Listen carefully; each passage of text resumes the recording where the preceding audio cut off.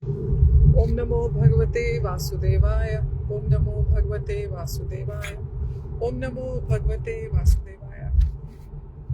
We're going to read from chapter 6 of the 9th canto of Śrīmad-Bhāgavatam, Brilliant as the Sun, retelling of Śrīmad-Bhāgavatam. Mukam karoti vachalam pangum langhete girim yat kripatamam bande shikurum deentarinam parmananda madhavam Shri Chaitanya Ishwaram Hari Om Tat Sat. Because Parikshit was eager to hear about Ambrish's descendants, the title of this chapter is Ikshvaku's Descendants. Because Parikshit was eager to hear about Ambrish's descendants, Shukdev named 3 generations ending with Rathitara, who could not have children. Rathitara asked sage Angira to beget sons in his wife's womb for him. Owing to their birth, these sons became Brahmins, known as both Rathitaras and Angira's dynasties. Please tell me about the dynasties of Vaivasvata, Manu's other sons, said Parikshit. Hear from me about Ikshvaku's extensive dynasty. He was born from Vaivasvata's nostrils when Manu sneezed. He had 100 sons, among them 3 were prominent: Vikukshi, Nimi and Dandak. Of his 100 sons, 25 became kings in the west of Aryavrat, a region between the Himalayas and Vindhya mountains. Another 25 ruled the lands east of Aryavrata. The 3 principal sons ruled over this land between these 2 provinces, while the others ruled various places. I wish to tell you about an incident that occurred during the month of Shraddha. Parikshit craned forward, eager to hear. At that time, King Ikshvaku ordered Vikukshi to go to the forest and bring back some pure flesh. Without hesitation, Vikukshi left to carry out his father's command. Listen to what transpired. The sun was high in the sky and the heat was unrelenting. Few living creatures were visible, as most had taken shelters in burrows, caves and thickets.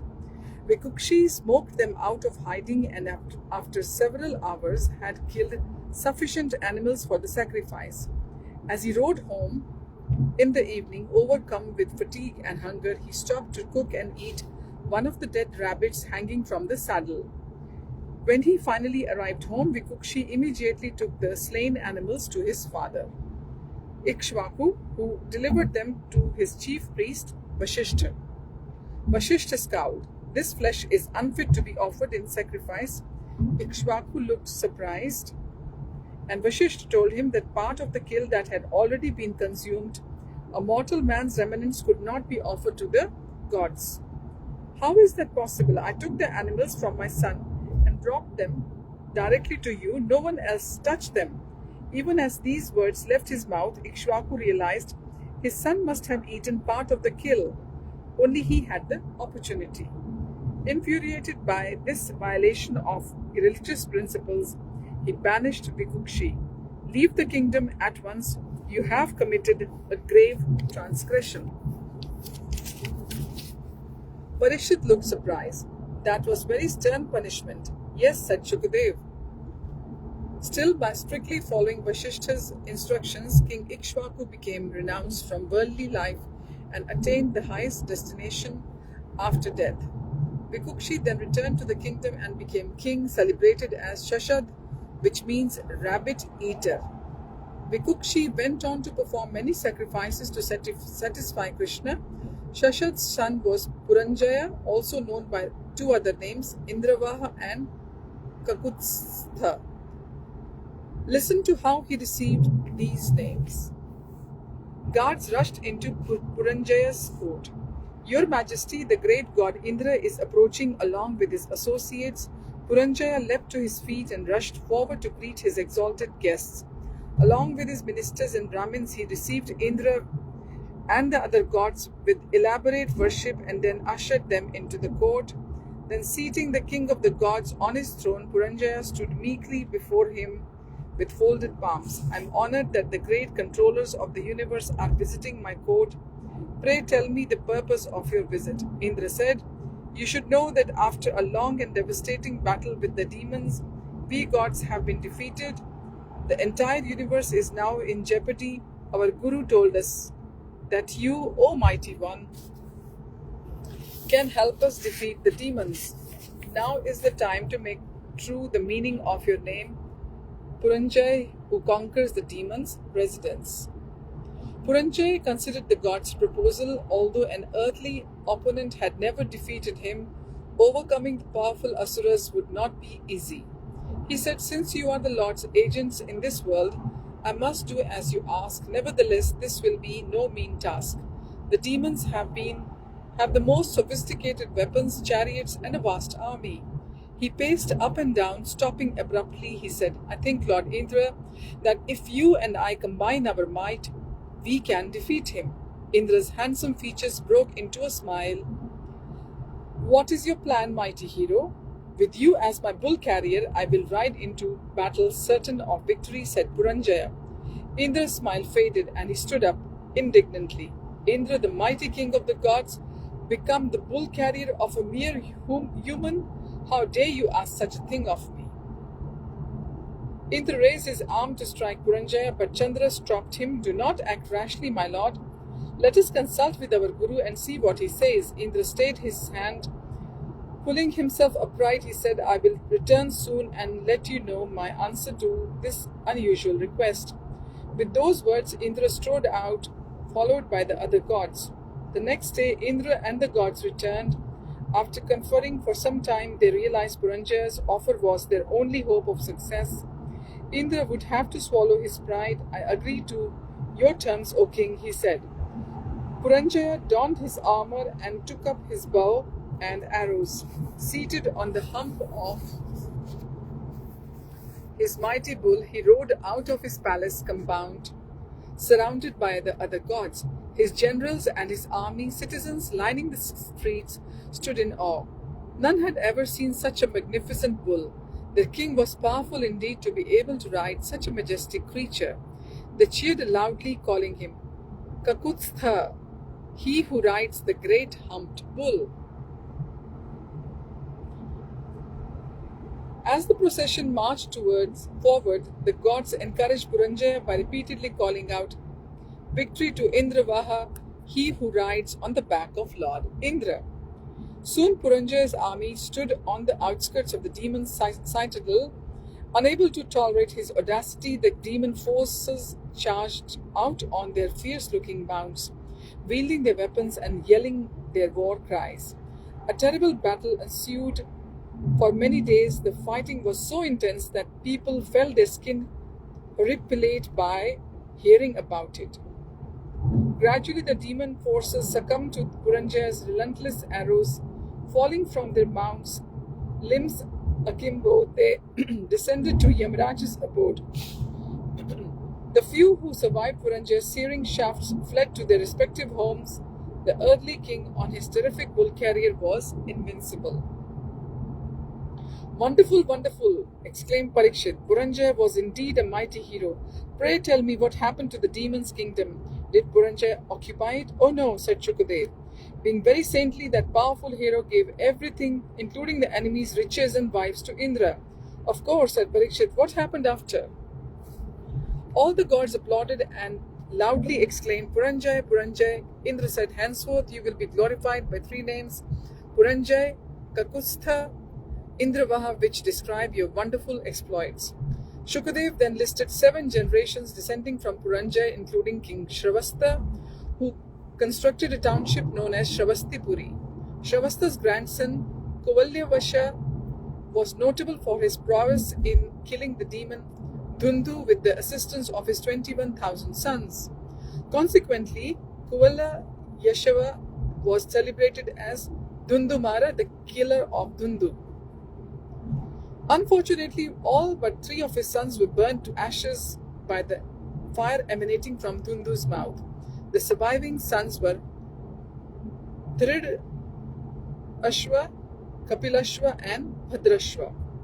Shukadev briefly listed 5 generations in Dhridashwa's line. When he came to the 6th king, Yuvanavashwa, he said, Ashwa was unable to beget children. Very dispirited by this, he and his 100 wives renounced family life and retired to the forest. Hear now what happened next. Yuvanashva shared morosely at the river Ganga. It had many months since he and his wives had entered the forest. Despite fasting, meditating, and praying, his heartache had not reduced, nor that of his wives. Not one of those noble women had borne him a child who would perform his rites of passage and the Shraddh ceremony after he had departed. Despite his troubles, the king was always inclined to serve the sages in the forest, cutting firewood and collecting river water and roots and fruits. He and his wives would daily serve the few ascetics who meditated in the forest grove where they had taken refuge. Consequently, these sages became very kindly disposed toward Yuvanashva and his wives. Aware of the king's unhappiness, they performed a sacrifice to Indra so that he might have a son. Just as the sun reached its zenith, a celestial appeared from the sacrificial fire and gave the sages a pot of water. The queen who drinks this water will surely bear the king a son. The sages received the water pot and thanked the celestial. Tired from the day's exertion, and since it was now dark, the sages decided they would take the pot to the king the next day. Let us rest now, said one. We can clear up the sacrificial arena in the morning. A few hours later, Yuvanashva was overwhelmed with thirst. He felt his way in the dark to the water jugs they kept at hand, but to his dismay, they all were empty. At first, he tried to tolerate the thirst, but as the night wore on, he became increasingly agitated. Finally, he decided to go down to the river to collect water. The night was dark and walking to the river was difficult. The sages were encamped between Yuvanashva's hut and the river. He noticed a full water vessel next to the fire as he passed through their waters. Thanking God for being spared the whole trek to the river, he emptied the vessel in the single draught. Tomorrow, he thought, I will fill up all their water vessels. Then he returned to his hut and fell asleep. When the Brahmins woke up and noticed the empty water vessel, they were bewildered about how this had happened. They were holding the pot in their hands and speaking about this mystery. Yuvanashva approached them. Good morning, revered sirs. Give me a moment and I will refill all your water vessels for you. The Brahmins looked woefully at one another. One said, we spent yesterday performing the Indra sacrifice for begetting a son. In this vessel was the sanctified water we intended to give you for one of your wives. Some animal must have drunk it during the night. Yuvanashva's eyes and mouth opened wide in alarm. Another Brahmin put a comforting hand on his shoulder. Do not worry, we can perform the sacrifice again. He reassured him. Yuvanashva slowly turned to him and said, I am the animal that drank the water. Some of the sages clasped their heads in their hands, others felt dizzy and sat down abruptly. Then greatly vexed, they said, Alas, the power of the providence is power indeed. No one can counteract the supreme will. Over the following months, Yuvanashva's belly grew like that of a pregnant woman. After 10 months, the Brahmins made an incision in the lower side of his abdomen and delivered a baby boy who bore all the signs of powerful Kshatriya. The baby cried ceaselessly out of hunger, but no one had milk to feed it. The Brahmins were distressed. Who will feed the baby? They asked. Just then Indra descended from heaven on his Airavat, his elephant carrier. Taking the boy in his arms, he said, Since you propitiated me for the birth of this child, I will provide his food. He placed his index finger into the baby's mouth and said, You may drink me. Parikshit and the sages looked horrified. Did Yuvanashva die when he gave birth to his son? Asked Parikshit. No. By the Brahmin's blessings, he survived. After his son's birth, he stayed at the same place and performed severe austerities and achieved the spiritual perfection. What happened to his son? Did he survive? Oh yes, he did indeed, replied Shukadev. Yuvanashva named his son Mandhata. He grew up a mighty warrior. By Krishna's mercy, he later became the emperor of the entire world. Indra named him Trasadhyasyu because thieves and rogues, including the infamous Ravan, greatly feared him. Mandhata desired to attain self-realization. He spent lavishly on sacrifices for Krishna's pleasure and gave much charity to Brahmins. He focused on satisfying Krishna, knowing he was the basis of sacrifice and the gods. Consequently, he became the ruler of the lands where the sun rises and sets. He had 3 sons, Purukutsa, Ambarish and Muchukunda, the 50 daughters by his wife Bindumati, who was Shashabindu's daughter. All of Mandhata's 50 daughters married sage Saubari. Parikshit inhaled audibly. 50 princesses married one sage? That's highly unusual. Please tell me how this happened. Listen. One hot day, Mandhata and Bindumati went with their daughters for a pleasure excursion to the river Yamuna, where the princesses played in the shallows. In the meantime, Saubari was meditating about, with half-closed eyes, within the river depths. Disturbed by the princesses' laughter and antics, he opened his eyes. The first thing he saw was 2 fish copulating, which aroused his dormant sexual desire. Unable to maintain his position, he emerged from the river, intent upon finding a wife. Seeing the beautiful girls frolicking in the water, Saubari thought Providence had sent them. Mandhata watched the feeble and aged ascetic hobble toward him. Rising from his seat, he respectfully offered obeisance to the sage. You seem in some distress, dear sage. Tell me, how can I assist you? Saubari stood puffing and out of breath, his head constantly shaking uncontrollably, the wind blowing his straggly grey hair across his gaunt face. His many years under the water had taken their toll on his body. Only his eyes, constantly glancing at the princesses, seemed to have any life in them. Know me to be Saubari, a powerful mystic. Are these girls your daughters? Yes, these are all princesses, replied Mandhata. Pray give me one to be my wife. Mandhata was shocked. How could he give one of his precious daughters to this decrepit sage?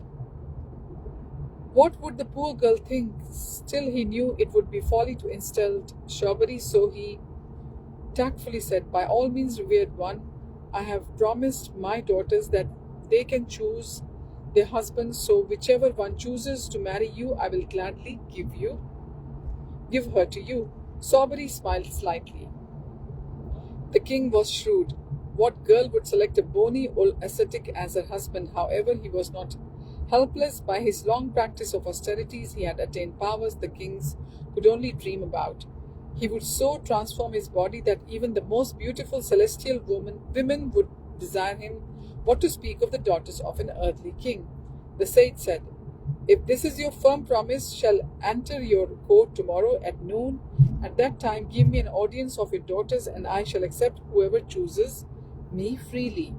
Mandhata agreed, and a godlike youth approached Mandhata in his court. The next day at noon, he was tall and powerfully built, with large eyes and sleek black hair, dressed in expensive silk garments and decorated with gems and fragrant flower garlands. The youth introduced himself as the sage Saubari in a deep and mellifluous voice. Kindly abide by your promise, O king, and introduce me to your daughters. Mandhata gaped. Saubari had completely transformed himself. Truly, these yogis were powerful. The king respectfully greeted and worshipped the sage, then ordered his ministers to take Saubari to the princess's residential quarters. As the two approached the palace's inner chambers, Saubari saw the walls were marble embedded with exquisite gems, and hand-woven silk carpets decorated the floors. The interior of the princess's quarters, where they were waited on by the 100 servants and maids, was even more opulent. Adjoining their quarters were private gardens with waterfalls and ponds where cranes, swans, and peacocks strutted about. Tables laden with luscious fruit were spotted here and there. The princesses were amusing themselves, laughing and joking, some playing ball games, others musical instruments, others were entertained by actors and performers, while some others tried on variety of jeweled ornaments. Saubari realized the girls were accustomed to great luxury. They would not like living in his humble hermitage. Still, that could also be changed. The messenger seated him and then told the princesses, On your father's request, kindly decide if any of you would like to accept this sage Saubari as your husband. On hearing the word sage, the princesses giggled. Who would accept an ascetic as a husband? Still out of their curiosity, the princesses stopped their activities and came forward to examine him. They all gasped when the messenger indicated the handsome man sitting next leisurely on a couch. Never they had seen such a handsome youth. He resembled a celestial. His chest was broad, his waist thin, his face strong with laughing eyes and inviting lips. Barely able to conceal their attraction and enthusiasm, they all declared, "I will accept him."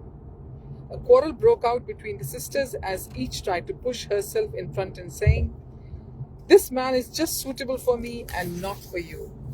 Saubari laughed and put his hands to calm the ladies. "My dear princesses, I am no ordinary suitor. I will accept all of you and satisfy each of you." When Mandhata was told that Saubari has agreed to marry all 50 of his daughters, he was doubtful. "My dear sage, how will you maintain all my daughters? You are an indigent Brahmin." Saubari snorted, "My dear king, you have yet to understand the extent of the powers I have accrued by my severe austerities. Come tomorrow to where I met you yesterday, and I shall demonstrate how I shall provide for your daughters." The next day, Mandhata went with girl's mother, Bindumati, and his ministers to meet Saubari as arranged. As he approached the Yamuna, he saw a magnificent palatial home.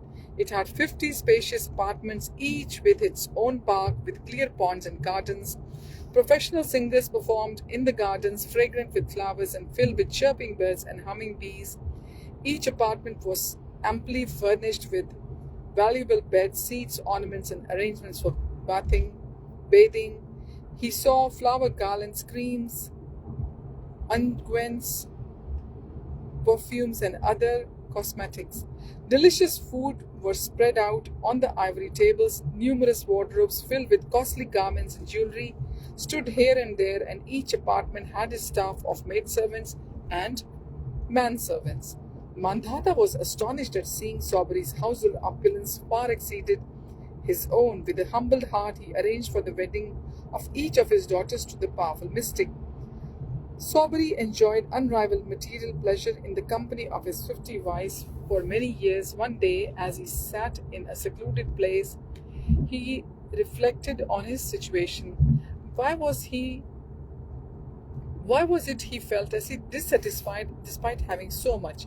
Shaking his head in disgust, he reprimanded himself. "O foolish Saubari, you should know better. Lust cannot be satiated by indulgence. It is futile as trying to extinguish a fire by feeding it with oil." He cradled his head in his hands. "Look at me," he murmured. "Even though I entered deep into the water to perform my austerities, I lost my self-discipline just by seeing 2 fish copulate.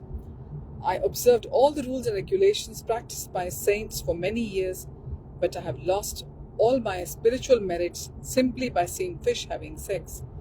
Everyone should learn from my example." The sage drew a deep sigh. "Hopefully, by seeing my predicament, other yogis will not make the same mistakes, avoiding anyone interested in sex life and refraining from using their senses in any external activity.